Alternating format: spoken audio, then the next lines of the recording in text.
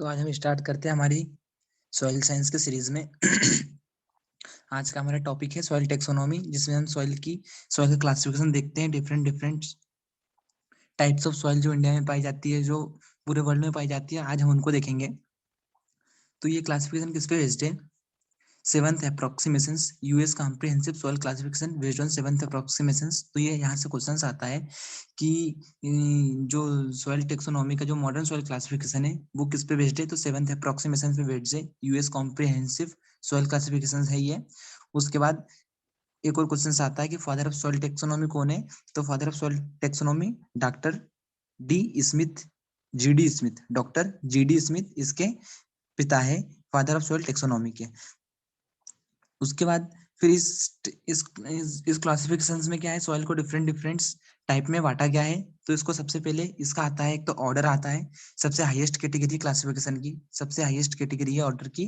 जो एग्जाम में पूछा जाता है कि सबसे हाईएस्ट कैटेगरी क्लासिफिकेशन क्या है सॉइल में, तो वो क्या है? ऑर्डर है, जो कि 12 ऑर्डर है। उसके बाद आता है सब ऑर्डर, जिसमें 63 ग्रुप्स है। सब ऑर्डर 63 सब ऑर्डर इन सॉइल क्लासिफिकेशन। उसके बाद आता है ग्रेड ग्रुप, जिसमें 240 से ज्यादा है। उसके बाद आता है सब ग्रुप, जिसमें 1000 से ज्यादा है। उसके बाद फैमिली आती है और सीरीज आती है। तो सीरीज क्या है? इसमें एग्जांपल में यहाँ से क्वेश्चन आता है कि most specific and lowest category classification की कौन सी है सॉइल क्लासिफिकेशन की? तो वो क्या है? सीरीज है। तो याद रखना है कि सीरीज सबसे छोटी इकाई है सॉइल क्लासिफिकेशन की। The smallest unit of soil classification is soil series. तो यहीं से क्वेश्चन आता है, एक लार्जेस्ट आता है, highest category and lowest category. तो हमको याद रखना है ऑर्डर एंड सीरीज। उसके बाद फिर हम डिफरेंट डिफरेंट सॉइल्स ऑर्डर को देखेंगे। तो इसमें सबसे पहले आता है इंसेप्टिसोल। तो इसको हम देखते हैं टोटल 12 सॉइल ऑर्डर से। तो उसमें हम सबसे पहले देखेंगे इंसेप्टिसोल सॉइल को। तो इसके फीचर्स क्या हैं? Name derive from Latin word inceptum, जिसका मतलब बिगिनिंग होता है। आर सॉइल्स, ये ऐसे सॉइल्स होती हैं that inhibits minimal horizontal development. तो ये ऐसे सॉइल्स रहती हैं क्योंकि ये नई रिसेंट फॉर्म्ड रहती है, मतलब ज्यादा टाइम नहीं हुआ हुआ होता है इन सॉइल को फॉर्म में। इसलिए इनमें क्या रहता है? हॉरिजॉन का डेवलपमेंट प्रॉपर नहीं रहता है, बहुत कम हॉरिजॉन का डेवलपमेंट रहता है इन सॉइल्स में। It is the largest soil order in the world. और यदि हम वर्ल्ड की बात करें तो ये सबसे लार्जेस्ट सॉइल ऑर्डर है, सबसे ज्यादा वर्ल्ड में यही सॉइल ऑर्डर पाया जाता है। और यह कितना 20% एरिया में, वर्ल्ड के 20% एरिया को कवर करता है। और इसकी एक और फीचर से यंग होते हैं ये, क्योंकि रिसेंटली फॉर्म्ड होते हैं तो यंग होते हैं, एम्ब्रियोनिक होते हैं, with a few diagnostic horizon. मतलब मिनिमम हॉरिजॉन डेवलपमेंट बोलो या फ्यू डायग्नोस्टिक हॉरिजॉन्स बोलो, एक ही बात है। They are the most developed than entisol. यदि हम एंटीसोल और इनकी तुलना करें तो एंटीसोल इनसे भी कम डेवलप्ड रहती है, इंसेप्टिसोल एंटीसोल से भी कम डेवलप्ड रहती है। तो एग्जाम में क्वेश्चन आ सकता है कि बताइए एंटीसोल ज्यादा डेवलप रहती है इंसेप्टिसोल? तो आपको लगाना है एंटीसोल कम डेवलप रहती है और इंसेप्टिसोल ज्यादा डेवलप्ड रहती है as compare to entisol. They are the most developed than entisol. They have no accumulation of clay, iron oxides, aluminium oxides और organic matter. This soils found in all India except arid and hot region. तो यदि हम India में देखेंगे तो ये सब जगह पाई जाती है, ऑल ओवर द इंडिया। लेकिन ये कहाँ नहीं पाई जाती है? एरिड एंड हॉट रीजन में यह सॉइल नहीं पाई जाती है। और इनमें क्या होता है, जो आयरन ऑक्साइड्स रहते हैं, एल्यूमिनियम के ऑक्साइड रहते हैं और ऑर्गेनिक मैटर का एक्यूमुलेशन भी नहीं पाया जाता है। उसके बाद सेकंड सॉइल ऑर्डर आता है एंटीसोल। इंसेप्टिसोल काफी इंपॉर्टेंट है, उसको अच्छे से याद रखिए। इसमें से एक क्वेश्चन आता है कि कौन सी सॉइल का मिनिमम हॉरिजॉन डेवलपमेंट रहता है, सबसे ज्यादा कौन सी सॉइल ऑर्डर पाई जाती है। तो यही सब चीजें यहाँ से क्वेश्चंस में आती है। उसके बाद आती है entisol. It is defined as the soil that do not show any profile development. तो एंटीसोल की बात करेंगे तो इनकी प्रोफाइल डेवलपमेंट बिल्कुल नहीं रहती है। इनमें सिर्फ ए होरिजोन ही पाया जाता है, जो हमने पिछली क्लास में पढ़ा था। तो इनमें क्या है? ए होरिजोन पाया जाता है। And entisol has no diagnostic horizons. और इसमें भी क्या रहते हैं? डायग्नोस्टिक होरिजोन्स, मतलब ए ही होरिजोन प्रेजेंट रहता है, उसके बाद के सारे होरिजोन्स एब्सेंट रहते हैं। Entisols are the second most abundant soil order after inceptisol. और इंसेप्टिसोल के बाद सबसे ज्यादा पाया जाने वाला ऑर्डर वर्ल्ड में कौन सा? एंटीसोल है। उसके बाद वर्टिसोल आता है, सबसे इंपॉर्टेंट है कि वर्टिसोल में कौन से सॉइल लाई करती है। तो वर्टिसोल में हमारी डीप ब्लैक सॉइल लाई करती है, जहां पर हम ब्लैक कॉटन सॉइल भी बोलते हैं। और इसकी एक और होती है self mulching habit. Self mulching इसको क्यों कहा जाता है, क्योंकि जनरली क्या रहता है, जब ड्राई होती है तो इसमें डीप क्रैक्स आ जाते हैं, और जब डीप क्रैक्स आ जाते हैं तो अपने आप क्या हो जाती है, ये खुल जाती है, इसलिए इसको सेल्फ मल्चिंग बोलते हैं। और जैसे ही इसको वाटर मिलता है तो ये क्या हो जाती है, सारे पोर्स अपने बंद कर लेती है, इसको इसलिए सेल्फ मल्चिंग बोला गया है।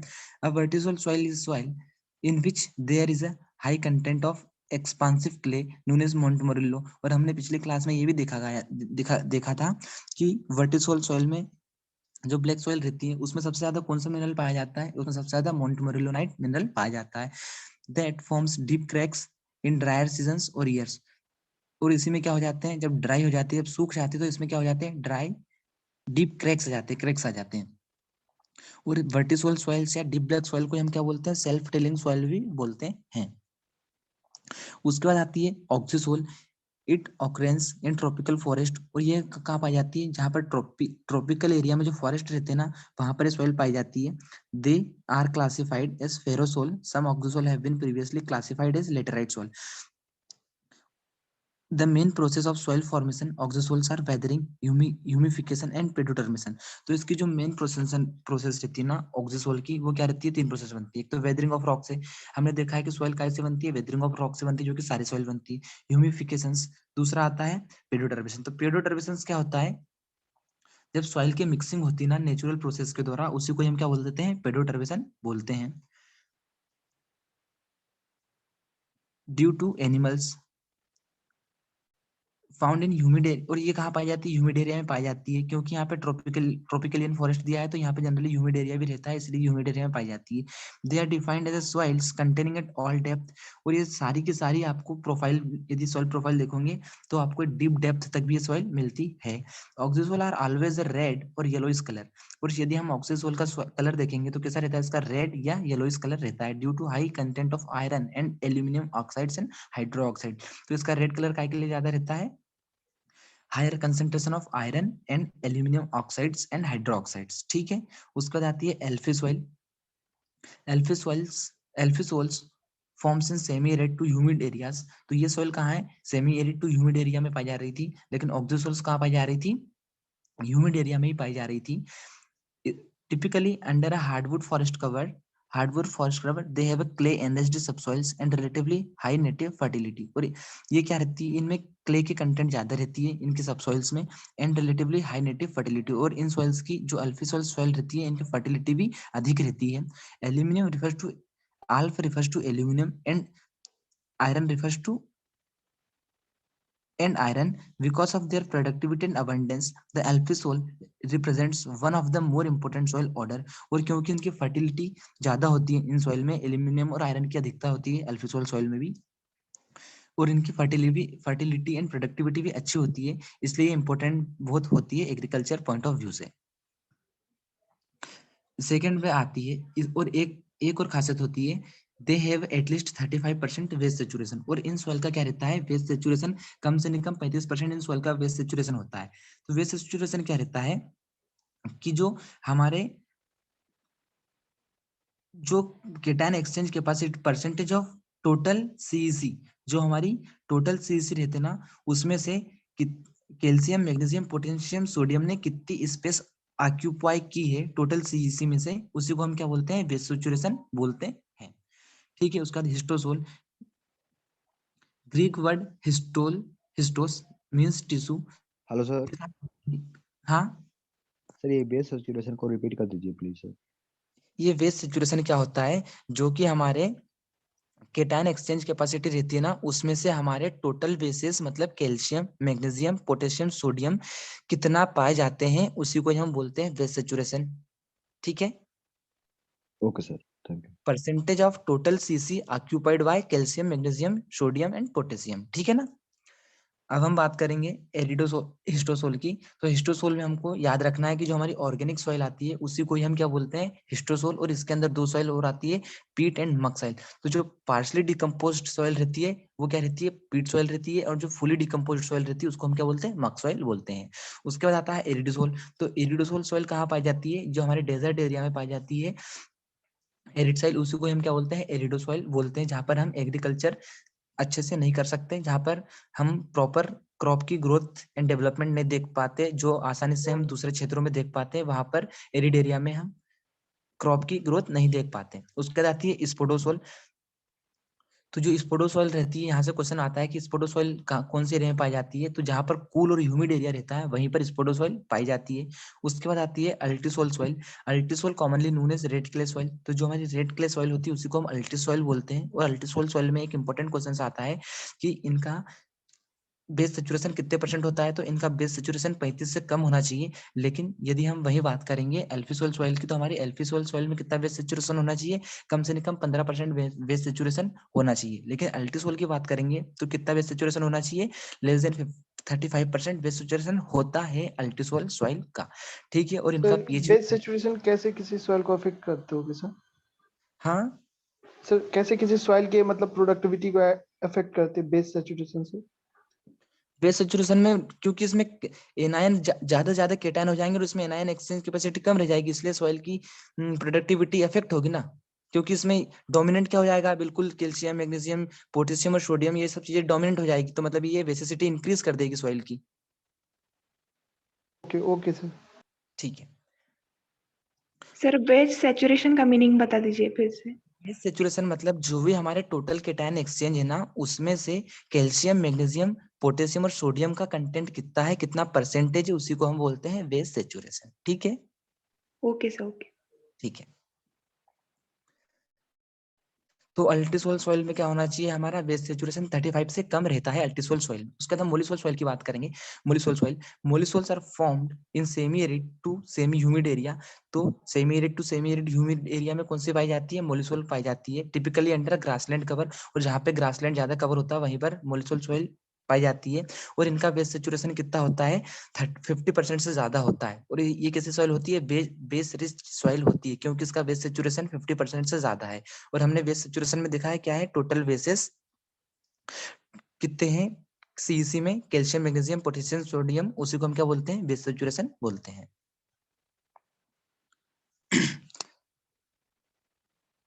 उसके बाद आती है हमारी एंडीसोल सॉइल। तो एंडीसोल सॉइल कहाँ से डेवलप होती है, जो हमारी वॉल्केनिक लावा निकलती है वहां से जो हमारी सॉइल डेवलप होती है, हम उसको एंडीसोल सॉइल बोलते हैं। तो सीधा सीधा एग्जाम में क्वेश्चन आता है कि जो वॉल्केनिक इरप्शन से जो सॉइल डेवलप होती है उनको क्या बोलते हैं, एंडीसोल सॉइल बोलते हैं, और जो कि हाईली फर्टाइल होती है। उसके बाद जेलीसोल सॉइल आती है। तो जेलीसोल सॉइल क्या होती है, जहां पर बिल्कुल थिक लेयर बन जाती है, परमाफ्रोस्ट लेयर बन जाती है, जहाँ का टेम्परेचर बहुत कम रहता है, वहीं की सॉइल को हम क्या बोलते हैं, जेलीसोल सॉइल बोलते हैं। Hello sir. उसके हाँ सर ये मोलिश सॉइल इंडिया में प्रेजेंट है सर? Mollisol, yes sir. हाँ हाँ ये मोलिसोल इंडिया में प्रेजेंट है। Yes sir. ठीक है, और सर ये सर जो आपने बताया अल्टी सॉइल का, ये रेड क्ले सॉइल है। हाँ and sir ultisol red clay soil. Oxi soil भी रेड कलर की होती है, तो डिफरेंशिएट कैसे करेंगे इन दोनों में? देखो इनका इनको डिफरेंशिएशन में ये है कि इनकी बेस सेचुरेशन अलग रहती है। जो अल्टीसोल रहती है ना, इसकी बेस सेचुरेशन कितनी है, 35% से कम बेस सेचुरेशन है। लेकिन यहाँ पे अल्फीसोल की बेस सेचुरेशन कभी भी 35 से कम नहीं होगी। सर अल्फी नहीं sir, oxi soil. Oxi soil. Oxisol, yes sir. Sir ये रेड कलर की होती है सर, रेड एंड येलो।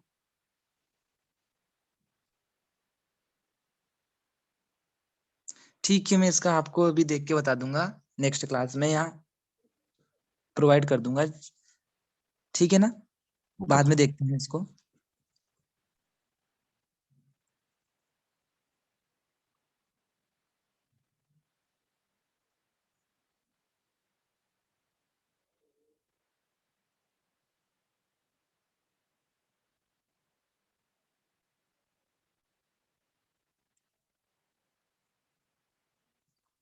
ठीक है, तो हम अब लैंड कैपेबिलिटी क्लासिफिकेशंस पे आते हैं। तो हमारी जो लैंड कैपेबिलिटी क्लासिफिकेशन है, हमने प्रीवियस क्लास में इसको इंक्लूड किए थे, जिसमें इसमें हमारी 8 क्लासेस आती है, जिसमें 4 क्लास में हम कल्टीवेशन करते हैं और बाद की 4 क्लास में कल्टीवेशन पॉसिबल नहीं रहता है।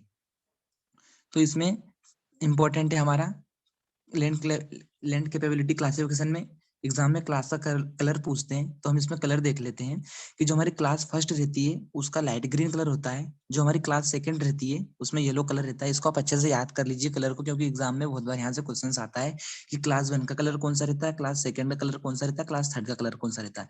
तो जो क्लास 1 रहती है उसका लाइट ग्रीन कलर रहता है, क्लास सेकंड का येलो कलर रहता है, क्लास थर्ड का रेड कलर रहता है, क्लास फोर्थ का ब्लू कलर रहता है, क्लास फिफ्थ का डार्क ग्रीन रहता है, क्लास सिक्स का ऑरेंज रहता है, वो क्लास सेवंथ का ब्राउन और क्लास एट का पर्पल। तो जनरली यहाँ से बस नॉर्मली क्वेश्चंस आता है, तो आप इसको कलर के हिसाब से याद रखिए, class 1 second third fourth fifth six eight का कलर कौन सा है। मैच में भी ये ये सॉइल क्वेश्चन। का कलर है सर, जो कलर हाँ बता रहे हैं सर, सॉइल का सर कलर है जो आप कलर बताए हैं अभी। हाँ हाँ, ये सॉइल का कलर है। अलग अलग सॉइल में क्या है, अलग अलग डिनोट करते हैं, नहीं कलर मतलब एक्चुअल कलर नहीं है सॉइल का, लेकिन जब इनकी टेस्टिंग वगैरह होती है लैब में तो जो कलर से डिनोट करते हैं ना, वो कलर है ये वाला। ओके सर, ठीक है। ठीक। यस। Soils of India. अब हम इंडिया के सॉइल देखेंगे तो broadly 8 groups but 5 major groups are described as, मतलब 8 ग्रुप्स हैं इंडिया के, लेकिन 5 ग्रुप मेनली जो हमको पढ़ने हैं वो कौन से। सबसे पहले एल्यूवियल सॉइल आती है। These soils are formed by the sedimentation brought down by the rivers। तो जो रिवर्स के द्वारा सॉइल, रिवर्स आती है उनके द्वारा जो सेडिमेंट्स आते हैं हिमालयन रीजन से, और वो एक जगह आके रुक जाते हैं और धीरे धीरे पानी के साथ आगे बढ़ते जाते हैं। उन्हीं सॉइल को हम क्या बोलते हैं, एल्यूवियल सॉइल बोलते हैं, जो कि न्यूट्रिएंट में काफी रिच होती है और काफी फर्टाइल सॉइल भी होती है। उसके बाद इन सॉइल की सबसे ज्यादा यदि हम देखें हमारे एरिया में, इंडिया में सबसे ज्यादा कौन सी सॉइल पाई जाती है, तो हमारे इंडिया में सबसे ज्यादा एल्यूवियल सॉइल ही पाई जाती है। उसका सबसे सबसे इम्पोर्टेंट पार्ट जो एग्जाम में पूछा जाता है यहाँ से, कि खादर सॉइल क्या होती है और वांगर सॉइल क्या होती है। तो जो हमारी ओल्ड एल्यूवियल सॉइल होती है हम उसको वांगर सॉइल बोलते हैं, और जो हमारी न्यूअर और यंगर सॉइल रहती है जो खादर होती है उसको हम न्यू एल्यूवियल सॉइल बोलते हैं, और वांगर सॉइल को ओल्ड एल्यूवियल सॉइल बोलते हैं। ठीक है, क्योंकि जो खादर सॉइल है ना हर साल आती जाती है, लेकिन जो वांगर सॉइल है ना ज्यादा फ्लड वाली सिचुएशन होती है या ज्यादा पानी के साथ सेडिमेंट्स आते हैं, तो ये वांगर सॉइल तब बनती है, जो कि हर साल नहीं आती, लेकिन खादर सॉइल हर साल सेडिमेंट्स आते हैं रिवर के साथ, तो ये उसमें बनती रहती है। अगर वो सर जो स्टोनी सॉइल्स होते हैं उनको भी बोलते हैं ना सर, जिनमें ज्यादा अमाउंट में हेवी अमाउंट में पत्थर होते हैं। नहीं, उनको और कुछ बोलते हैं, उनको ये नहीं बोलते हैं, ये खादर और वांगर बोलते हैं। ठीक है। Hello sir. हाँ। सर एक एडवर्टाइजमेंट आता टीवी में बांगर वो सीमेंट का, तो इसी से बनती है सर वो। अरे नहीं, वो तो वांगर वांगर सीमेंट का ऐसा कुछ नहीं है। यस। ठीक है।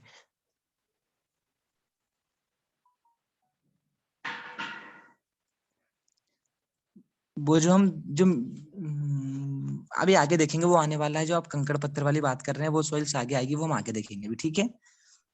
Okay sir. Wait 1 minute.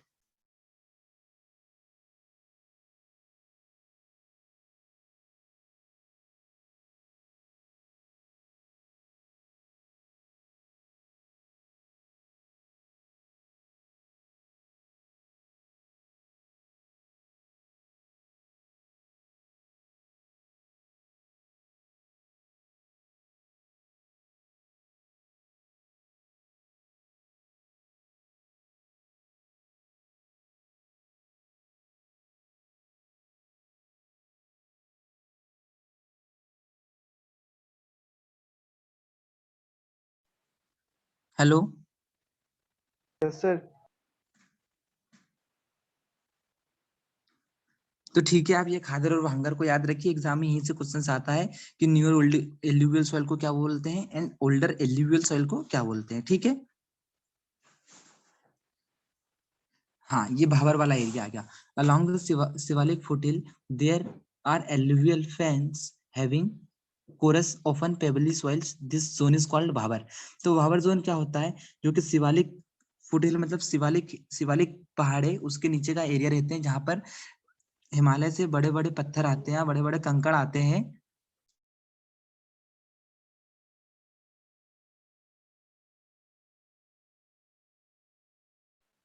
तो तो क्या होता है, हिमालय से बड़े बड़े कंकर पत्थर आते हैं, तो जो बड़े बड़े पत्थर रहते हैं पानी के साथ आगे नहीं बह पाते हैं, जहां पर जैसे ही वो प्लेन एरिया में लाई करते हैं तो वहां पर क्या होते हैं, बड़े बड़े कंकर पत्थर जम जाते हैं और उसी एरिया को क्या बोलते हैं, भावर जोन बोलते हैं। ठीक है,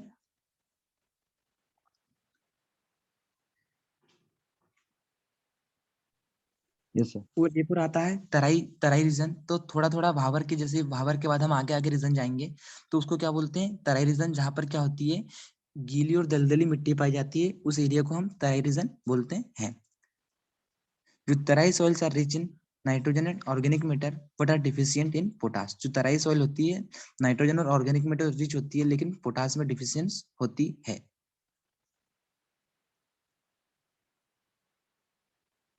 These soils are generally covered by tall grasses and forest, what are suitable for a number of crops such as wheat, rice, sugarcane, jute and soybean under reclaimed conditions. तो हम यदि इनका रिक्लेमेशन कर दें तराई सॉइल्स का, तो ये क्या है, सुटेबल हो जाती है हमारी सारी क्रॉप्स ग्रो करने के लिए। Due to their softness of the strata and fertility, the alluvial soils are best suited to irrigations and responded well to canal and well tube wells well irrigations. तो ठीक है, हम देखते हैं हमारे जो हमारे पूरे प्लेन वाला एरिया है, जहाँ पर हमारा हरियाणा पंजाब वाला एरिया, वहां पर क्या है, पूरी एल्यूवियल सॉइल है और वहां पे हम इजीली कोई भी क्रॉप कल्टीवेट कर सकते हैं, जहाँ पर कोई सॉइल में कोई प्रकार की दिक्कत नहीं पाई जाती है। Alluvial soil formed mainly from inceptisol and entisol soil order. तो जो हमारी एल्यूवियल सॉइल डेवलप हुई थी, कौन से सॉइल ऑर्डर से डेवलप हुई है, इंसेप्टिसोल एंड एंटीसोल ऑर्डर से ये हमारी सॉइल डेवलप हुई। उसके बाद हमारी इंपॉर्टेंट सॉइल है ब्लैक सॉइल। इसको हम क्या बोलते हैं, जो हमारे वर्टिसोल सॉइल ऑर्डर से डिराइव्ड हुई है, और जो कि ये एक मिनरल है मोंटमोरिलोनाइट, जिसमें रिच रहती है। In Maharashtra soil derived from Deccan tribe is called regur और black cotton soil, because cotton is the most important crop grown in this soil. तो हम देखते हैं ब्लैक को ब्लैक कॉटन सॉइल बोलते हैं, इसलिए महाराष्ट्र में इसको ब्लैक कॉटन सॉइल भी कहा जाता है। और ये ब्लैक कॉटन सॉइल रहती है जो क्ले कंटेंट में ज्यादा रहती है। It is dark fine grain soil poor in phosphorus nitrogen and organic matter. तो ये क्या रहती है, phosphorus nitrogen and organic matter में इनकी कमी रहती है। This soils have been formed due to solidification of lava spread over large area during the volcanic activity in the Deccan Plateau। और जो क्या रहती है, जो हमारा लावा निकलता है सॉइल से, उसके धीरे धीरे सोलिडिफिकेशन स्प्रेड होता है, और जब वो सोलिडिफाई हो जाता है तो डेक्कन प्लेटू में ऐसी प्रोसेस हुई थी, उसके कारण क्या हुआ, हमारे ब्लैक सॉइल का फॉर्मेशन हुआ था। Geographically black soils are spread over 5.46 lakh square kilometre, that is 60.6% of the total geographical area of the country. Major crop grown in the black soils are cotton, soybean, wheat, jowar, linseed, Virginia tobacco, castor, sunflower and millets। तो ये crop हमारी यहाँ पे इसमें grow की जाती है। This soils are mainly found in, ऐसा एग्जाम में क्वेश्चन आता है कि ब्लैक सॉइल्स कहाँ कहाँ मेनली फाउंड होती है, तो जनरली ये महाराष्ट्र वाले एरिया में और मध्य प्रदेश वाले एरिया में मेनली फाउंड होती है, और बाकी भी अदर पार्ट्स ऑफ कंट्री में ये फैली हुई है। The black colour of these soils has been attributed by some scientists to the presence of a small proportion of titaniferous magnetite or even to iron and black constitute of the parent rock। और यदि इस exam में एक और question आता है कि इसका कारण ब्लैक कलर का क्यों रहता है, तो जो टिटेनिफेरस मैग्नेटाइट रहता है उसके कारण इन सॉइल कलर ज्यादा ब्लैक रहता है। उसके बाद थर्ड नंबर पे आती है, इसमें 3 चीज याद रखनी है आपको। एक तो ये फास्फोरस नाइट्रोजन ऑर्गेनिक मैटर में पुअर रहती है, और ये क्या हुई, महाराष्ट्र में ज्यादा पाई जाती है और वर्टिसोल सॉइल ऑर्डर से फॉर्म्ड हुई है। और ये किस मिनरल में रिच रहती है, मोंटमोरिलोनाइट मिनरल है, उसमें यह रिच रहती है, और इसका ब्लैक कलर टिटेनिफेरस मैग्नेटाइट के कारण रहता है। उसके बाद आती है थर्ड नंबर पे red soil, formed mainly by alfisol soil order. तो रेड सॉइल ऑर्डर किस सॉइल ऑर्डर से बनी है, एल्फिसोल ऑर्डर से बनी है। Red soils have high phosphorus fixation capacity due to presence of kaolinite clay mineral. तो जैसा हमने देखा है कि हमारे रेड सॉइल में क्या होता है, केओलिनाइट मिनरल 1:1 टाइप का रिच रहता है, तो इसके कारण क्या रहती है, इसकी फास्फोरस फिक्सेशन कैपेसिटी ज्यादा होती है, और इसमें ज्यादा फास्फोरस की मात्रा पाई जाती है। The red colour is due to presence of iron. तो इसका रेड कलर काय के लिए रेड सॉइल क्यों बोलते हैं, क्योंकि इसका कलर रेड कलर काय के लिए रहता है, आयरन की अधिकता के कारण इसका कलर कैसा है, रेड हो जाता है। These soils are rich in iron and manganese, और आयरन मैग्नीज में रिच रहती है। Red soil also called as early soils because इनको अर्ली सॉइल बोलते हैं क्योंकि इनकी फील्ड कैपेसिटी जल्दी आ जाती है। ब्लैक सॉइल से, इसलिए इसको अर्ली सॉइल भी कहा जाता है। दे occupied about 3.5 lakh square kilometre, which is about 10.6% of the total geographical area of the country. These soils are spread on almost whole. तो ये जनरली ये सॉइल कहाँ पाई जाती है? तमिलनाडु में ज्यादा पाई जाती है, तमिलनाडु एंड कर्नाटका वाले एरिया में। उसके अलावा और भी जगह पाई जाती है, लेकिन तमिलनाडु एंड कर्नाटक वाला एरिया इंपॉर्टेंट है रेड सॉइल के पर्पज से। South east of Maharashtra, eastern part of Andhra Pradesh and Madhya Pradesh, Chhattisgarh, Orissa and छोटा नागपुर इन Jharkhand. In the northern, the red soils area extend in large part of South Bihar, the Birbhum and Bankura district of West Bengal, Mirzapur, Jhansi, वांदा और कुछ कुछ area में ये पाई जाती है, लेकिन जनरली में तमिलनाडु और कर्नाटक वाले एरिया में ये पाई जाती है। लेटेराइट सॉइल एंड लेटेरिटिक सॉइल, तो ये हमारी जो लेटेराइट है लेटेरिटिक सॉइल है, कौन से सॉइल ऑर्डर से डेवलप हुई है? Ulti soil and oxi soil group से डेवलप हुई है। वो इनमें भी रेड सॉइल की तरह केओलिनाइट मिनरल रिच रहता है, डोमिनेंट सिलिकेट क्ले रहता है। वो ऑक्यूपाइज 40 मिलियन हेक्टेयर, और दोनों सॉइल मिला के 40 मिलियन हेक्टेयर का एरिया कवर करती है। Mainly found on hills of Kerala, और ये कहाँ पाई जाती है? केरला में पाई जाती है। लेकिन यदि हम रेड सॉइल की बात करें तो तमिलनाडु, कर्नाटका में पाई जाती है, लेकिन यदि हम लेटेरिटिक सॉइल की बात करें तो ये केरला वाले एरिया में सबसे ज्यादा पाई जाती है। और ये कब बनती है? ये जहाँ पर हेवी रेनफॉल और ज्यादा टेम्परेचर रहता है उस एरिया में ये बनती है। मैक्सिमम लीचिंग टेक प्लेस, और इन सॉइल में लीचिंग की समस्या होती है, और सबसे ज्यादा लीचिंग, न्यूट्रिएंट की लीचिंग इन सॉइल में होती है। Poor physical condition due to presence of hydrous oxides of iron and aluminium, and lateritic soils are more weathered than lateritic and red soils. तो ठीक है, इनकी फिजिकल कंडीशन उतनी ज्यादा अच्छी नहीं होती है रेड सॉइल के कंपैरिजन में। इनमें शिफ्टिंग कल्टीवेशन अडॉप्टेड किया जाता है, जो कि शिफ्टिंग कल्टीवेशन होता है वो इस सॉइल में ही अडॉप्ट किया जाता है generally. Suitable for plantation crop and rice cultivation, यदि एग्जाम में आता है कि plantation crop and rice cultivation के लिए कौन से सॉइल इंपॉर्टेंट है, तो लेटेराइट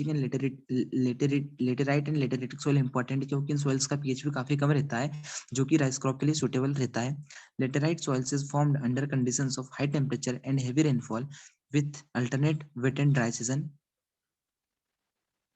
तो हमने देखा है कि ये सॉइल कैसी कंडीशन प्रेफर करती है? High temperature and heavy rainfall वाला एरिया को प्रेफर करती है।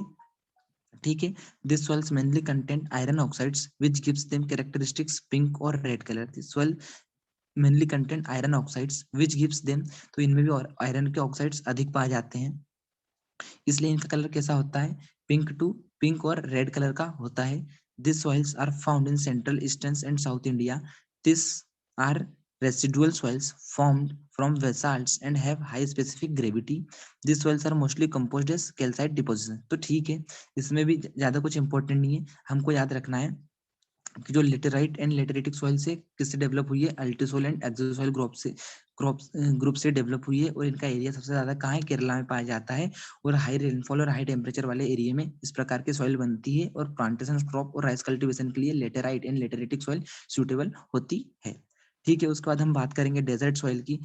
These soils are found in Thar Desert in India states of Rajasthan.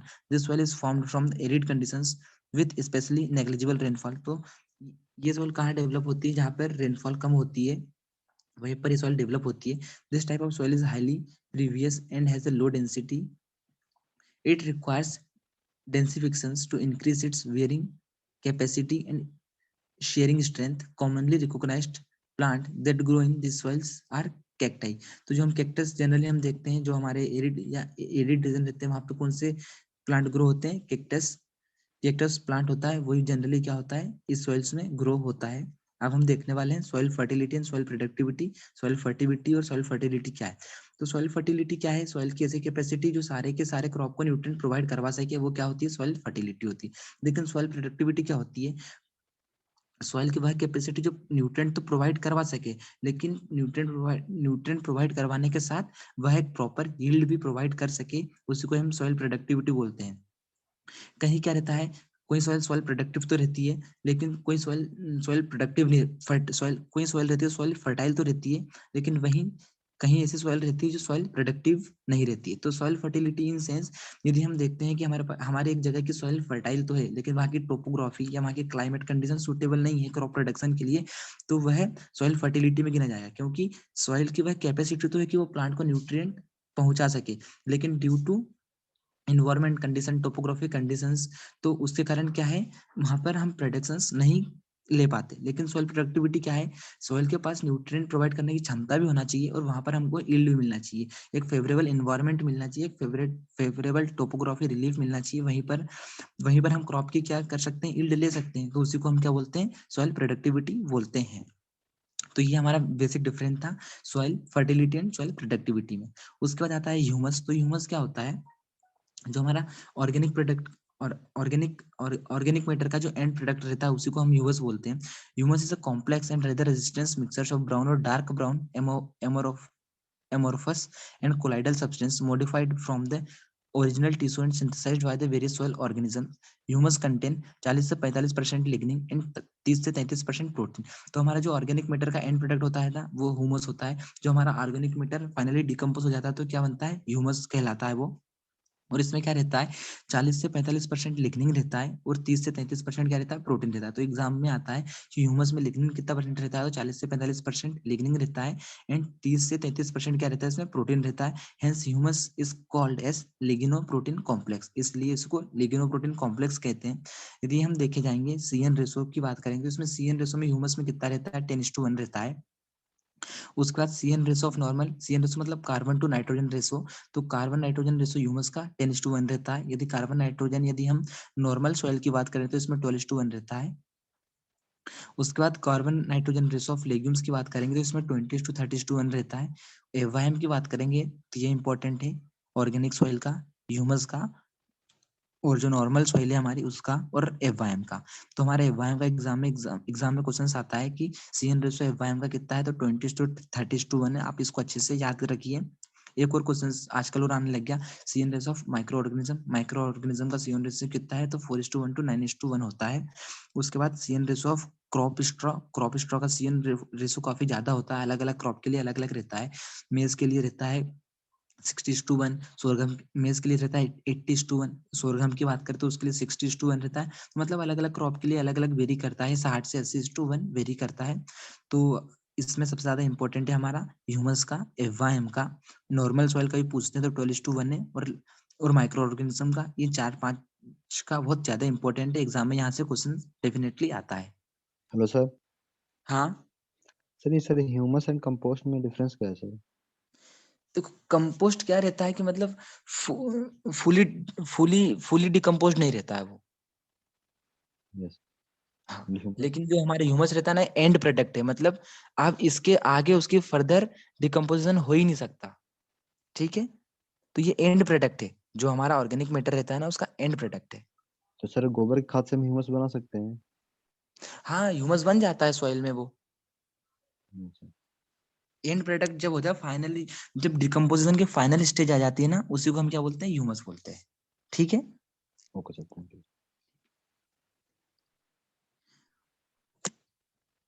हम ऑर्गेनिक मैटर देखेंगे। Humus and organic matter contain nitrogen about 5 to 5.5%, while in humus and organic matter carbon ranges from 50 to 58%. That gives CN ratio 9:1 to 12:1। यदि हम humus और organic matter में देखेंगे तो carbon nitrogen का ratio कितना होता है, 12:1 होता है। Year after year the quantity of organic matter in soil is decline. यदि हम देखते हैं कि लगातार हम कल्टीवेशन करते हैं तो हम क्या हो जाता है, हमारा कार्बन का कंटेंट, ऑर्गेनिक मैटर का कंटेंट क्या हो जाता है, डिक्रीज होने लगता है। Organic matter is the key of production and maintenance of soil health. ठीक है, organic matter is found in higher in grass and grassland then forest area. तो ये ऐसा देखा जाता है कि जो ग्रासलैंड एरिया रहता है वहां पर ऑर्गेनिक मैटर ज्यादा पाया जाता है than the forest area. Method of organic matter is calculated by multiplying organic carbon value by conversion factor of 1.72। तो एक वेन बैमलिन फैक्टर है जो कि कांस्टेंट है। यदि हम इसको देखेंगे, ऑर्गेनिक मैटर निकालना है हमको, यदि ऑर्गेनिक कार्बन की कोई वैल्यू दे दी है हमारे को एग्जाम में और उससे हमको ऑर्गेनिक मैटर निकालना है, तो जनरली हम 1.724 से इसको मल्टीप्लाई कर देंगे ऑर्गेनिक कार्बन को, तो क्या आ जाएगा, हमारा ऑर्गेनिक मैटर आ जाएगा। एग्जाम में पूछते हैं कि जो 1.724 है वो क्या है, वेन बैमलिन फैक्टर है, जिससे हम क्या निकालते हैं, ऑर्गेनिक मैटर निकालते हैं ऑर्गेनिक कार्बन से। The status of nitrogen in general soil is 0.03 to 0.05%. That means presence of 1000 kg of nitrogen per hectare. तो देखते हैं कि जो हमारी सॉइल में नॉर्मल यदि परसेंटेज में हम यदि नाइट्रोजन निकालते हैं तो कितनी नाइट्रोजन रहती है, 0। इंपॉर्टेंट है, एग्जाम में क्वेश्चन यहाँ से आता है कि सॉइल में नॉर्मल नाइट्रोजन कितनी रहती है, तो 0.03 to 0.05 5% रहती है।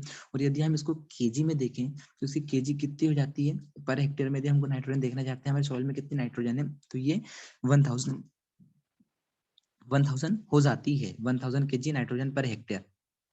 ठीक है। Soil buffering means resistance to change in soil pH. तो जो हमारी जो रेजिस्टेंस होती है सॉइल पीएच में चेंज होने की, उसको हम क्या बोलते हैं, सॉइल बफरिंग होते हैं। It is the regulate availability of nutrient to the plant. और इसी कारण क्या रहती है, हमारी न्यूट्रिएंट की अवेलेबिलिटी बनी रहती है प्लांट्स को। केटायन एड्सॉर्प्शन ऑर्डर, हम देखते हैं कि सबसे ज्यादा कौन से केटायन एड्सॉर्ब होते हैं सॉइल में। तो सबसे पहले ऑर्डर आता है एल्यूमिनियम, कैल्शियम, मैग्नीशियम, पोटेशियम। ठीक है। Here potassium is less tightly held by colloids, hence potassium ion readily available for plant or subjected to leaching। ठीक है। जो हमारे सॉइल कोलाइड से रहते हैं ना, एल्यूमिनियम, कैल्शियम, मैग्नीशियम, पोटेशियम क्या रहते हैं, बाउंड रहते हैं। लेकिन जो रहते हैं ये बाउंड का स्ट्रेंथ है कि सॉइल में किस स्ट्रेंथ से ये आयंस रहेंगे या बाउंड रहेंगे। लेकिन जो हमारा पोटेशियम क्या रहता है, सबसे कम टाइटली बाउंड रहता है, इसलिए प्लांट को इजिली अवेलेबल हो जाता है। यदि एनायन एक्सचेंज ऑर्डर की बात करेंगे तो इसमें क्या है, सबसे पहले H2PO4, फिर OH minus, sulphate SO4 minus twice and NO3 minus. तो ये एग्जाम में डायरेक्टली ऐसे कैसे क्वेश्चन आ जाता है, तो हमको ये याद रखना है। Nitrate is less tightly held, hence easily available to plant और सब्जेक्ट टू लीचिंग। और जो हमारा नाइट्रेट रहता है, जो क्या रहता है, इजीली कम टाइटली हेल्ड रहता है सॉइल कोलाइड से, सर ये इसलिए नाइट्रेट का एनायन एक्सचेंज कैपेसिटी सबसे कम है, तो वो हाँ, एक्सचेंज भी सबसे कम होगा ना सर, मतलब से तो फिर वो क्योंकि ये इजीली अवेलेबल कैसे होगा सर? क्या क्या इसकी क्या कम है, सर इसकी एक्सचेंज कैपेसिटी बहुत कम है, तो ये सॉइल में एक्सचेंज कैसे होगा सर, क्योंकि फिर ये इजीली अवेलेबल कैसे होता है प्लांट को सर? क्योंकि ये सॉइल कोलाइड से ज्यादा टाइटली बाउंड नहीं रहता है, तो प्लांट को इसको लेने में कम एनर्जी लगती है, इसलिए ये इजीली अवेलेबल हो जाता है। ठीक है। Okay sir. हाँ, सर यहाँ पास तो लिखा है एक्सचेंज कैपेसिटी कम होती है इसको नाइट्रेट की। नाइट्रेट की एक्सचेंज कैपेसिटी कम होती है, लेकिन क्या रहता है कि ये फ्रीली सॉइल में प्रेजेंट रहता है, टाइटली बाउंड नहीं रहता है सॉइल कोलाइड से। Okay sir. हाँ, ये सॉइल से टाइटली बाउंड नहीं रहता है, इजीली सॉइल सॉल्यूशन में प्रेजेंट रहता है, इसलिए प्लांट को इसको लेने में कम एनर्जी लगती है, इसलिए इजीली अवेलेबल हो जाता है। और इसीलिए कारण इसकी लीचिंग भी ज्यादा होती है। ठीक है। फ्लॉक्यूलेशन देखेंगे। The colloid particles are coagulated by adding oppositely charged ions, process is called flocculations. तो फ्लॉक्यूलेशंस क्या होते हैं, हमारे जो सॉइल क्लोराइड्स को जोड़े रखते हैं, जिन एलिमेंट्स के कारण हमारे सॉइल पार्टिकल्स एक दूसरे से जुड़े रहते हैं, उसी को हम फ्लॉक्यूलेशंस बोलते हैं। यदि हम इसका ऑर्डर देखें तो यदि हमारे सॉइल में एल्यूमिनियम ज्यादा रहेगा तो हमारी फ्लॉक्यूलेशंस ज्यादा रहेगी, यदि कैल्शियम रहेगा तो फिर ज्यादा रहेगी, यदि हाइड्रोजन रहा थोड़ी कम रह जाएगी, और मैग्नीशियम रहा तो और कम हो जाएगी। तो ये हमारी ऑर्डर ऑफ फ्लॉक्यूलेशन है कि यदि ये एलिमेंट ज्यादा रहे तो हमारे सॉइल पार्टिकल्स टाइटली बाउंड रहेंगे एक दूसरे से।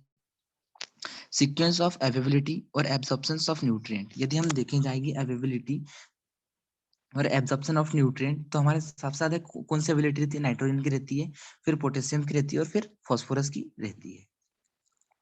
ये हमने देखा। अब हम देखेंगे availability of nutrient with pH values. PH values पे कौन से न्यूट्रिएंट किस पीएच पे हमको अवेलेबल रहते हैं।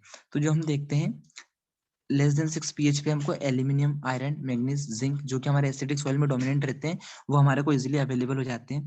लेकिन यदि 6 to 6.5 की बात करेंगे तो हमको फास्फोरस, बोरॉन भी यहाँ पे मिल जाते हैं। और यदि हम इंक्रीज करेंगे पीएच तो यहाँ पर हमको कैल्शियम एंड मोलिब्डेनम भी मिलेंगी। और मोलिब्डेनम ऐसा न्यूट्रिएंट है, हम जितना ज्यादा पीएच इंक्रीज करेंगे उतनी ज्यादा इसकी अवेलेबिलिटी इंक्रीज होती जाएगी। बाकी सब न्यूट्रिएंट की 8.5 से पीएच जाने के बाद एबिलिटी डिक्रीज हो जाती है, लेकिन मोलिब्डेनम ही एकमात्र ऐसा न्यूट्रिएंट है जिसकी जितना पीएच बढ़ेगा उतनी एबिलिटी बढ़ेगी।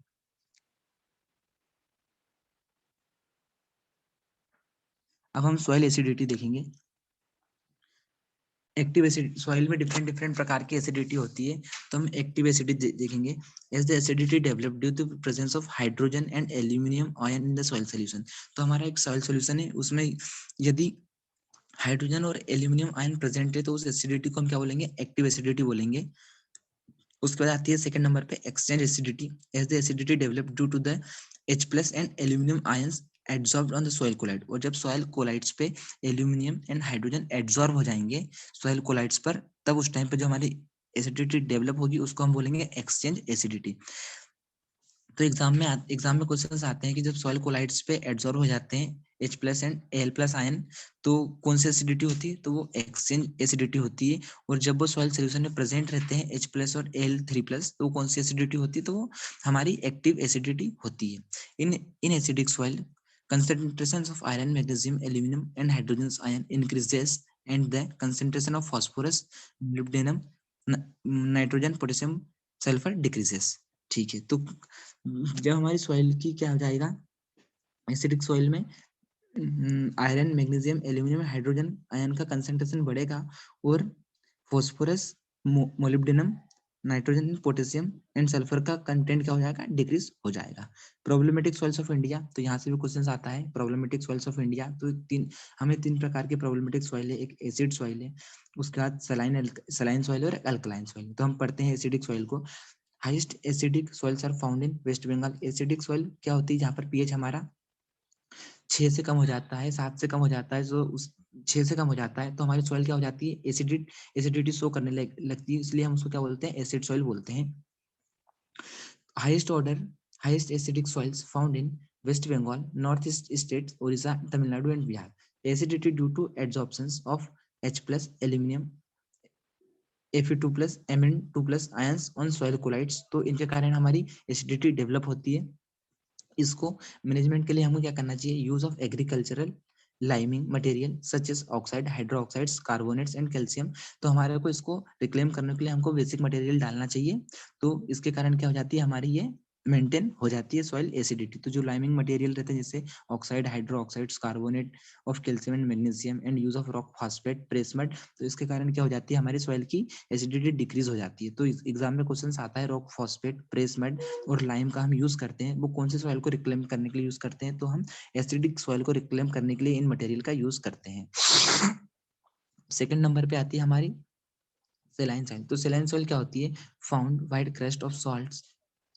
तो इस जो हमारी सेलाइन सॉइल रहती है उसमें सॉल्युबल सॉल्ट हो जाते हैं, काय के calcium and sulphates ion of sodium carbonate in the root zone. तो जो सॉल्युबल सॉल्ट रहते हैं काय के calcium and sulphate ion of sodium and calcium के, सोडियम कैल्शियम के जो हमारे क्लोराइड एंड सल्फेट आयन जब बढ़ जाते हैं तो उसी को क्या बोलते हैं, हम सलाइन सॉइल बोलते हैं। इसकी क्या होती है, EC is used for measuring of soil salinity, और हम EC का यूज करते हैं, electrical conductivity is used for measuring of soil salinity, और सॉइल सैलिनिटी का मेजर करने के लिए हम EC का यूज करते हैं। Found in arid and semi arid regions, और ये कहाँ पाई जाती है, जनरली सेमी और एरिड रीजन्स में इस सलाइन सॉइल की समस्या पाई जाती है। और इसमें क्या हो तो जाता, सर व्हाइट क्रस्ट बन, हाँ सर ये जो सल्फेट है सर, ये तो एसिडिटी इंक्रीज करेगा ना, तो ये सलाइन सॉइल में कैसे पाया जाएगा? नहीं, ये सॉल्युबल सॉल्ट रहते हैं। हेलो, यस ये सर, क्या तो है, सोडियम एंड कैल्शियम के साथ सॉल्युबल सॉल्ट बनाते हैं, calcium and sulphate yes sir, तो मिलके। मतलब ये एसिडिटी इंक्रीज नहीं करेगा सल्फेट? नहीं, ये एसिडिटी इंक्रीज नहीं करेगा। ओके। हाँ, क्योंकि ये क्या है, सोडियम और कैल्शियम के साथ बनाते हैं, सल्फेट सिर्फ अकेले अकेले नहीं रहता, ये साथ में रहता है, किसके, सोडियम और कैल्शियम के साथ रहता है, इसलिए। ठीक है,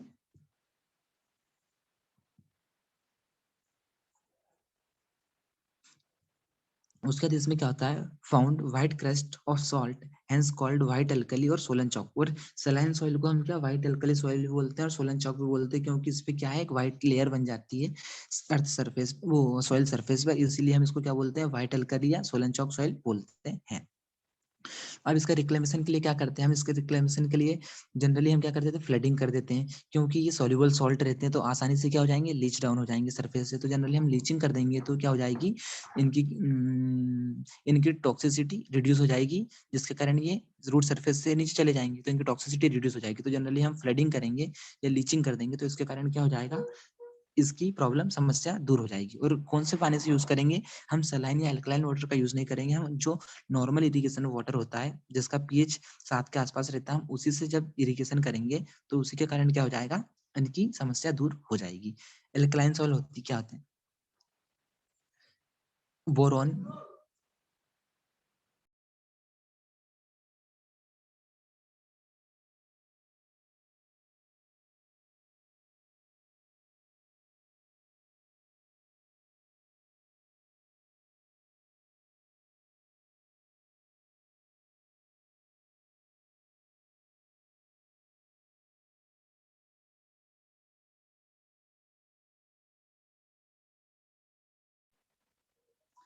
तो हमारे अल्कलाइन सॉइल में क्या होता है, जो हमारे एक्सचेंजेबल सोडियम रहता है ना, उसका कंसंट्रेशन इंक्रीज हो जाता है, जिसके कारण हमारी सॉइल की फिजिकल कंडीशन रहती है वो रिड्यूस हो जाती है।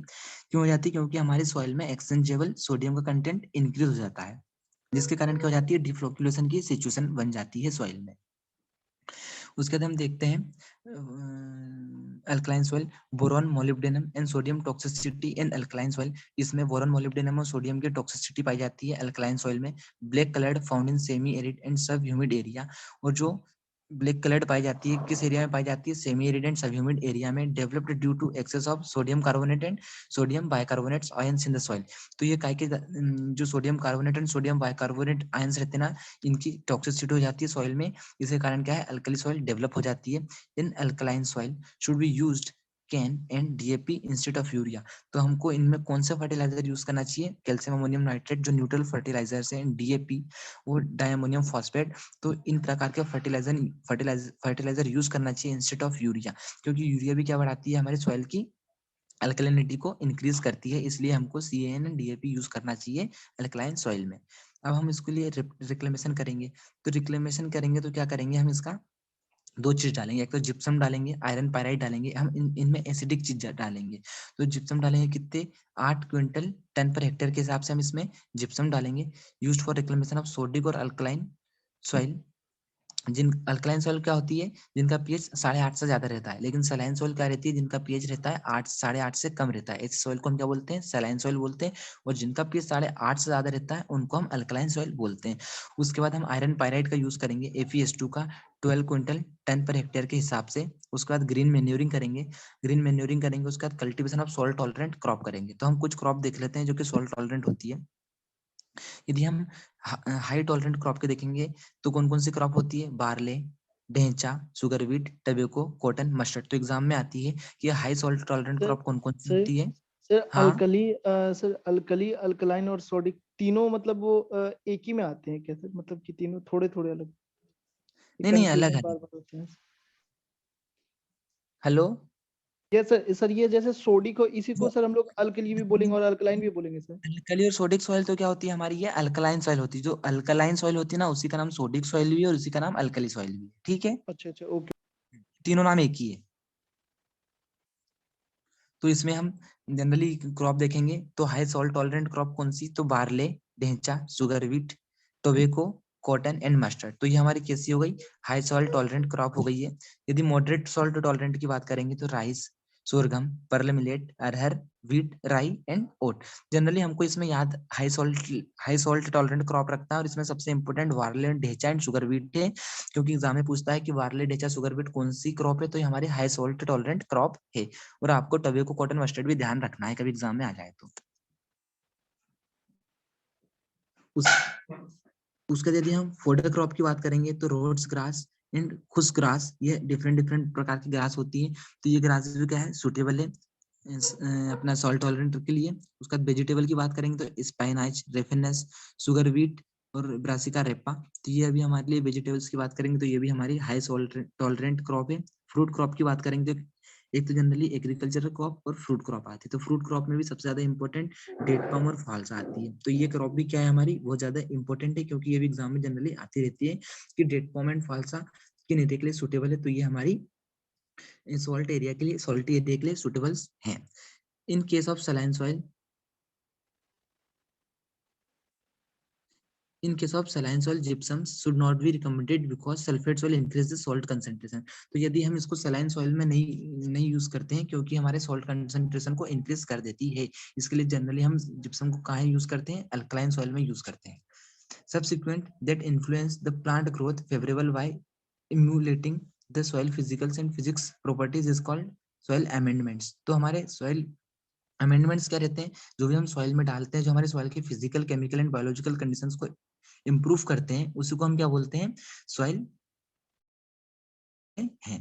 उसके बाद आते हैं पिरामिड। हेलो सबसे सर। इंपॉर्टेंट क्वेश्चन यहाँ से आता है, पिरामीटर्स ऑफ डिफरेंट प्रॉब्लमेटिक सॉइल्स में। तो आप इनको सुन लीजिए ध्यान से, सबसे इंपॉर्टेंट क्वेश्चन है जो कि एग्जाम में आते ही आता है। आप कोई सी भी एग्रीकल्चर एग्जाम में जाएंगे तो आपको ये क्वेश्चन मिलेगा। पीएच, ईसी और ईएसपी आप इसको अच्छे से याद रखिए। यदि जो सलाइन सॉइल होती है उसका पीएच कितना होता है? 8.5 से कम होता है। लेकिन अल्कलाइन सॉइल का पीएच 8.5 से ज्यादा होता है और सलाइन अल्कलाइन सॉइल होती है उनका पीएच भी 8.5 से ज्यादा होता है। यदि हम ईसी की बात करेंगे, इलेक्ट्रिकल कंडक्टिविटी की, जिसको हम डेसीसेमन पर मीटर में नापते हैं, इसकी यूनिट पूछी जाती है। इलेक्ट्रिकल कंडक्टिविटी की यूनिट क्या है, तो इसकी डीएस डेसीसेमन पर मीटर में इसको मेजर करते हैं। तो इसकी इलेक्ट्रिकल कंडक्टिविटी सलाइन सॉइल कितनी होती है, 4 से ज्यादा होती है, अल्कलाइन सॉइल की 4 से कम होती है और सलाइन अल्कलाइन सॉइल की 4 से ज्यादा होती है। यदि हम ईएसपी की बात करेंगे, एक्सचेंजेबल सोडियम परसेंटेज, तो हमारे सलाइन सॉइल में कम होते हैं, 15 से कम होते हैं, लेकिन अल्कलाइन सॉइल में जो 15 से ज्यादा होते हैं, और सलाइन अल्कलाइन की बात करेंगे तो इसमें भी 15 से ज्यादा होते हैं। तो हमारी सलाइन सॉइल में क्या है, सिर्फ ईसी ही ज्यादा है, बाकी पीएच और ईएसपी कम है। लेकिन अल्कलाइन सॉइल में क्या है, सिर्फ ईसी ही कम है, 4 से कम है, बाकी पीएच और ईएसपी ज्यादा ज्यादा है। तो इसको आप अच्छे से याद रखिए क्योंकि एग्जाम में यहाँ से क्वेश्चंस आपको आने के फुल चांसेस हैं।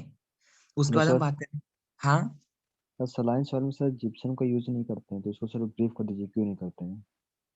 हाँ, तो क्योंकि सलाइन सॉइल में हम जिप्सम का यूज इसलिए नहीं करते क्योंकि नॉर्मली जो सॉल्युबल सॉल्ट रहता है ना, उसके हम जब लीचिंग करते हैं ना, तो वो आसानी से लीच्ड आउट हो जाते हैं, उसमें कोई दिक्कत नहीं आती है। लेकिन अगर जिप्सम का ठीक यूज है, करें तो कोई इसके लेकिन साइड इफेक्ट होगा सर। नहीं नहीं, साइड इफेक्ट तो नहीं यूज करेंगे ना, क्योंकि सॉल्युबल सॉल्ट का कंसंट्रेशन और बढ़ जाएगा यदि हम जिप्सम का यूज करेंगे। लेकिन यदि हम नहीं करेंगे, नॉर्मली लीचिंग करेंगे नॉर्मल वाटर से, तो कोई दिक्कत ही नहीं आएगी। यदि हम जिप्सम को यूज करेंगे तो वो हमको महंगा भी पड़ेगा और सॉइल की फिजिकल कंडीशन और सॉइल में सॉल्ट का कंसंट्रेशन और इंक्रीज होगा, लेकिन हमको वो यूज नहीं करना है। हम क्योंकि ऑलरेडी जो सलाइन सॉइल रहते हैं ना, उसमें सॉल्युबल सॉल्ट का कंसंट्रेशन ज्यादा ही रहता है, इसलिए हम उस सलाइन सॉइल में जिप्सम का यूज नहीं करेंगे। ठीक है, सर तो सर जैसे अल्कली सॉइल में यूज करते हैं जिप्सम का, तो उसमें अल्कली सॉइल सर फिर सलाइन ही बन जाती होगी। नहीं नहीं, वो इसलिए नहीं रहती क्योंकि उसमें एक्सचेंजेबल सोडियम का कंसंट्रेशन ज्यादा रहता है उसमें। देखिए हमारे सलाइन सॉइल में क्या है, सॉल्युबल सॉल्ट का कंसंट्रेशन ज्यादा रहता है, इसलिए हम जिप्सम का यूज नहीं कर रहे। लेकिन जो हमारी अल्कलाइन सॉइल में है ना, इसमें क्या रहता है, एक्सचेंजेबल सोडियम रहते हैं ना, वो ज्यादा हाई रहते हैं, इसलिए हम उसमें जिप्सम का यूज करते हैं। होगा सर। ठीक है, उसके बाद हम physical classification of soil water, जो कि हम देख चुके हैं प्रीवियस लेक्चर में, इरिगेशन वाले लेक्चर में। उसके बाद हम बात करेंगे सॉइल इरोजन की, the process of the removal of soil particle from the parent body and transformation of such particle by wind और वाटर। तो मतलब वो ये सॉइल इरोजन क्या है, पार्टिकल का एक जगह से दूसरी जगह जाना, उसी को हम सॉइल इरोजन बोलते हैं। तो इसमें वाटर और विंड इरोजन दो आते हैं मेनली। तो वाटर इरोजन की बात करेंगे, there are the 4 stages of water erosion. तो इसमें क्या है, फर्स्ट स्टेज है स्प्लैश या रेन ड्रॉप इरोजन। तो जो भी हमारी स्प्लैश इरोजन होता है, रेन ड्रॉप इरोजन होता है, जब भी हमारी पानी की बूंदें सॉइल पर आती है, उसके कारण जो हमारे सॉइल पार्टिकल डिटेच हो जाते हैं सॉइल से, उसी को हम क्या बोलते हैं, स्प्लैश बोलते हैं। उसके बाद, और ये जो हमारी फर्स्ट स्टेजेस है वाटर इरोजन की। दूसरी है सीट इरोजन, जो कि सबसे इंपॉर्टेंट इरोजन की स्टेज है is a view of farmer, क्योंकि इसमें क्या रहती है, सीट इरोजन में जब भी पानी बहता रहता है तो इसमें क्या रहता है, फार्मर की एक लेयर, जो कि बिल्कुल पतली लेयर क्या होती है, रिमूव हो जाती है, और इसमें फार्मर को पता भी नहीं चलता है। इसलिए क्या है, सबसे डिस्ट्रक्टिव और सबसे most serious form of erosion है, जिसके कारण क्या हो जाता है, फॉइल की ऊपर की लेयर भी पानी के साथ रिमूव हो जाती है, जिसके कारण सॉइल की फर्टिलिटी लॉस होती है। उसके बाद आती है rill erosion, can be removed by normal tillage. और जब रिल इरोजन का मतलब छोटी छोटी नाली बन जाती है, उसको हम क्या बोलते हैं, रिल इरोजन बोलते हैं। और ये जो हमारी, इसको हम नॉर्मल टिलेज ऑपरेशन से रिमूव कर सकते हैं। उसके बाद आती है गली erosion, it can be removed by normal tillage operation. और वो गली इरोजन से, जिसको हम नॉर्मल टिलेज ऑपरेशन से रिमूव नहीं कर सकते हैं। इसमें क्या है, बड़े बड़े नालियां बन जाती है, बड़ी बड़ी खड्डे बन जाते हैं, जिसका कारण क्या है, इसको हम नॉर्मल टिलेज ऑपरेशन से कवर नहीं कर सकते। उसका जाती है विंड इरोजन। विंड इरोजन को भी 3 भागों में बांटा है, saltation, saltation, surface creeping and suspension. तो सॉल्टेशन हमारी इनिशियल स्टेज है, फर्स्ट स्टेज होती है सॉइल इरोजन की। इसमें क्या रहते हैं, जो हमारे सॉइल पार्टिकल्स रहते हैं या कण रहते हैं, वो क्या हो जाते हैं, wounds and jumps on the ground. जो वाउंस होते हैं सॉइल के ऊपर, वाउंसिंग करते हैं, जंपिंग होते हैं ग्राउंड्स के ऊपर, तो उसको हम क्या बोलते हैं, सॉल्टेशन बोलते हैं, जो कि हवा के कारण होते हैं। इनका पार्टिकल साइज कितना रहता है 0.1 से 0.5 mm डायमीटर। तो सबसे इंपॉर्टेंट यही पूछता है कि आपका साल्टेशन में एक तो ये इनिशियल स्टेज कौन सी है विंड इरोजन की, तो साल्टेशन आपको लगाना है। उसके बाद आपको लगाना है कि इसमें सॉइल का पार्टिकल कितना रहता है 0.1 से 0.5 mm डायमीटर रहती है। यहाँ पे डायमीटर सबसे इंपॉर्टेंट है, एग्जाम में यहीं से क्वेश्चन आता है, तो इसका डायमीटर आप याद रखिए। और सबसे ज्यादा जो हमारी सॉइल का इरोजन होता है वो इसी प्रोसेस से होता है। इसमें हमारी सॉइल की 50 से 75% जो लॉस होता है वो सॉल्टेशन प्रोसेस से होता है। उसका सेकंड नंबर पे आती है सरफेस स्क्रिपिंग। इसमें क्या होते हैं, सॉइल के पार्टिकल थोड़े हेवी होते हैं, इसमें क्या करते हैं जंप नहीं कर पाते, सिर्फ रोल हो जाते हैं, स्लाइड होते हैं सरफेस के ऊपर, इसलिए इनको सरफेस स्क्रिपिंग बोला है। और इनका पार्टिकल्स का साइज थोड़ा सा बड़ा रहता है, 0.5 mm से ज्यादा रहता है। और जनरली हम देखें तो 5 to 25% जो सॉइल लॉस होती है वो सरफेस स्क्रिपिंग के कारण होती है। तो उसके बाद आती है suspension, floating of small size particle. इसमें क्या रहता है, सॉइल पार्टिकल का साइज बहुत छोटा रहता है, 0.1 mm से भी छोटा रहता है। और इसके कारण क्या रहती है, ये सॉइल है ना हवा में बहुत दूर दूर तक उड़ के चले जाते हैं, इसलिए हम इसको सस्पेंशन बोलते हैं। Soil loss accounts 3 to 4% by suspension. 1 से 5% बोले या 3 to 4% बोले, तो इससे हमारा कितना लॉस होता है, 3 to 4% लॉस होता है सस्पेंशन के प्रोसेस के द्वारा। उसका एक होता है वेब इरोजन, जो कि हमारा दोनों की एक्शन से होता है, combined actions of wind and water erosion. इसको क्या बोलते हैं हम, वेब इरोजन बोलते हैं। The permissible limit of soil loss in India is 12 ton hectare per year, and the rate of soil erosion in India per hectare 16.4 ton per hectare. These are the not importance, ये आजकल exam में नहीं पूछे जाते हैं। When erosion is caused by, हाँ ये important है, when erosion is caused by excessive grazing, deforestation etc. तो जो कि हमारे ह्यूमन के द्वारा इरोजन किया जाता है, मान लो जैसे हम ग्रेजिंग करते हैं, ज्यादा डिफोरेस्टेशन काटते हैं, जिसके कारण क्या होता है इरोजन होता है, उसको हम क्या बोलते हैं एंथ्रोपोजेनिक इरोजन बोलते हैं। तो ये एग्जाम में आता है कि एंथ्रोपोजेनिक इरोजन क्या है, तो ये ह्यूमन एक्टिविटीज के कारण जो इरोजन होता है उसी को हम एंथ्रोपोजेनिक इरोजन बोलते हैं। Deposition of soil, the accumulation of transported soil at another place is known as deposition। तो मतलब जो कहीं सॉइल बह के आती है या कहीं से होती है और कहीं पे डिपॉजिट होती है, उसी को हम क्या बोलते हैं, डिपोजिशन बोलते हैं। तो ये अलग अलग प्रोसेस से अलग अलग प्रोसेस से जो डिपॉजिट होती है उसको अलग अलग टर्म दिया गया है। जैसे ग्रेविटी के कारण होती है उसको हम कोल्यूवियल बोलते हैं, वाटर के कारण होती है उसको हम एलुवियल बोलते हैं, आइस के कारण जो होती है उसको ग्लेशियल बोलते हैं, और विंड के कारण होती है उसको एओलियन बोलते हैं। जो सैंडी सॉइल में होती है, विंड के कारण जो सैंडी सॉइल में होती है उसको हमको एओलियन बोलते हैं, एओलियन बोलते हैं। और यदि विंड के कारण ही हो लेकिन सॉइल कैसी हो, सिल्ट सॉइल है, तो हम उसको लोएस बोलते हैं, LOESS। तो ये अलग अलग नाम है, आप इनको भी अच्छे से याद कीजिए, एग्जाम में इनके भी चांसेस रहते हैं आने के। ठीक है, अब हम नेक्स्ट क्लास में देखेंगे मिनरल फर्टिलाइजर वाला पोर्शन देखेंगे, मिनरलाइजेशन एंड इमोबिलाइजेशन वाला। नेक्स्ट क्लास में हम इसको स्टडी करेंगे। आज के लिए इतना है। Thank you sir. ठीक है। Thank you sir. Thank you sir.